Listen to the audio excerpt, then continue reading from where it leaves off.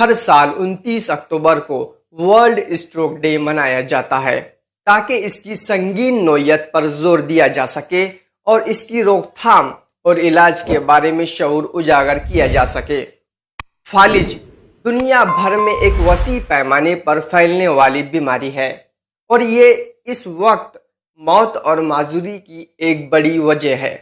اس دن دنیا بھر کی تنظیمیں فالج کے نقصان دہ اثرات کو بہتر بنانے کے لیے تعلیم، جانچ اور اقدامات پر زور دینے والے پروگراموں کی سہولت فراہم کرتی ہیں۔ دوستو، اگرچہ عمر رسیدہ افراد برین اسٹروک سے زیادہ متاثر ہوتے ہیں، لیکن یہ کسی بھی عمر میں کسی کو بھی ہو سکتا ہے۔ خطرے کے عوامل کو سمجھنا اور علامات کو پہچاننا دماغی اسٹروک کو روکنے میں مدد کر سکتا ہے۔ اس کے ساتھ ساتھ جلد تشخیص اور علاج حاصل کرنے سے مکمل صحت یابی کے امکانات بڑھ جاتے ہیں۔ سامعین حضرات، آئیے جانتے ہیں وہ اقدامات جن پر عمل کر کے برین اسٹروک سے بچا جا سکتا ہے۔ صحت مند طرز زندگی کو برقرار رکھا جائے۔